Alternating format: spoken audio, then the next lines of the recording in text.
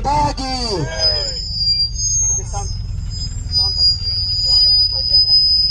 ఆమరణ నిరాహార దీక్షకు రోడ్డు విస్తరణ పనులు ప్రారంభించాలని మేము ప్రారంభించిన ఈ దీక్షకు మద్దతుగా వర్తక సంఘం నాయకులందరూ, ఆర్యవైశ్య నాయకులందరూ విచ్చేసినందుకు స్వాగతం, సుస్వాగతం. వారికి ధన్యవాదాలు తెలుపుతున్నాము. మీ సంఘం తరపున ఒకరు మాట్లాడాలని కోరుతున్నాము. ఈ నార్కట్పల్లిలో గత 6 నెలల నుండి ప్రతి ఒక్కరూ పోరాటం చేస్తూనే ఉన్నారు. ఎమ్మెల్యే గారిని పోయి కలిసి వచ్చారు, మినిస్టర్ గారిని కలిసి వచ్చారు. ఏ పార్టీలకు అతీతంగా ప్రతి ఒక్కరూ పోయి ఎవరికి ఉన్న రూట్లో వాళ్ళు పోయి కలిసి వస్తున్నారు. ఏ విధంగానైనా మాకు కావాల్సింది ఒక రోడ్డు ఒకటే.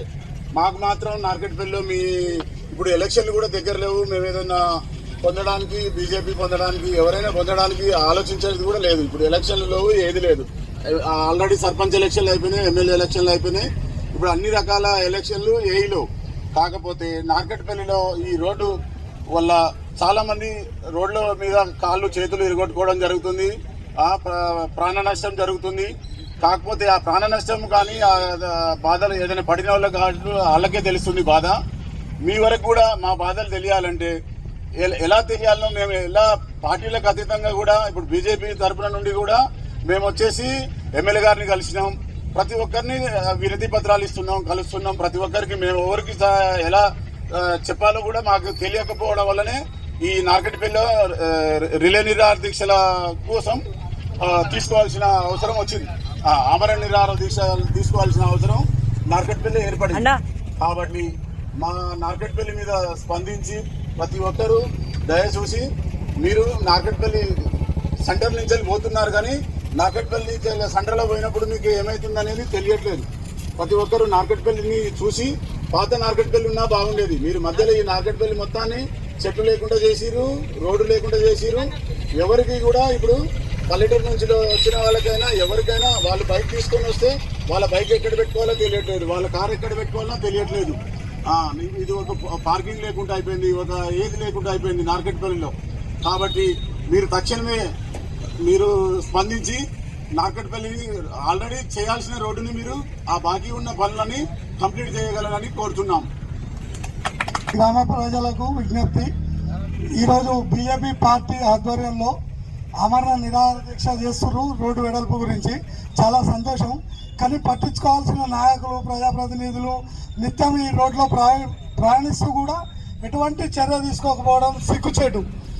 బీజేపీ కార్యకర్తలు ముందడుగు వేసి ఈ రోడ్డు పని అయ్యేంత వరకు గ్రామ ప్రజల సహకారంతో నిరంతరం పర్యవేక్షిస్తూ ఆమరణ నిరాహార దీక్ష చేసి రోడ్డు వెడల్పు అయ్యేలాగా ప్రభుత్వంపై ఒత్తిడి తేవాలి. కేంద్ర ప్రభుత్వంతో కూడా ఒత్తిడి తెచ్చేటట్టు, కేంద్రంలో కూడా బీజేపీ అధికారంలో ఉంది. కేంద్ర ప్రభుత్వ నిధులతోటి ఎన్నో పనులు జరుగుతున్నాయి.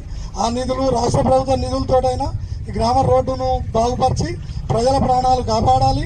అలాగే రోడ్ల ముందు కూడా ప్రతి షాప్ వాళ్ళు తమ ముందు పార్కింగ్ ఉండేటట్టు చూసుకోవాలి. ప్రభుత్వం కూడా చూస్తుంది, కాదంటలేము. కానీ మన ముందు కూడా పార్కింగ్ ఉండేటట్టు పెట్టుకోవాలి. ఎవరెవరో షాప్ల ముందు కిరాయిలకు ఇవ్వడము ఇట్లాంటివి జరగడం వల్ల కూడా చాలా ఇబ్బంది ప్రజలకు. మేము ముఖ్యంగా రోడ్డు వెడల్పు అయితే ప్రతి సమస్య సాల్వ్ అవుతుంది. రోడ్డు వెడల్పు అయ్యేంత వరకు కూడా బీజేపీ కార్యకర్తలు మొక్కలోని ధైర్యంతో ఇలాగే ఆమరణ నిరాహార దీక్ష చేసి గ్రామ ప్రజల మన్ననలు పొందాలని కోరుకుంటున్నాను.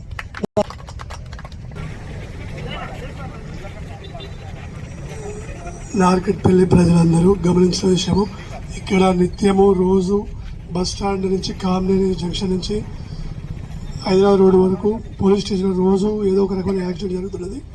మనుషులు కూడా రోజు చాలామంది చనిపోతున్నారు. మండల మంత్రి, రవాణా శాఖ మంత్రి అయ్యుండి కూడా ఇక్కడ ఏమీ కూడా జరగట్లేదు. కాబట్టి ఇక్కడైనా మన మంత్రి గారు స్పందించి మన గ్రామాన్ని అన్ని విధాలుగా రోడ్లు కానీ, మొత్తం డివైడర్స్ కానీ, వాహనదారులకు కానీ అందరికీ పార్కింగ్ ఫెసిలిటీ అందరికీ కల్పించాలని మనం చేస్తున్నాము పార్టీ తరఫున అందరికీ.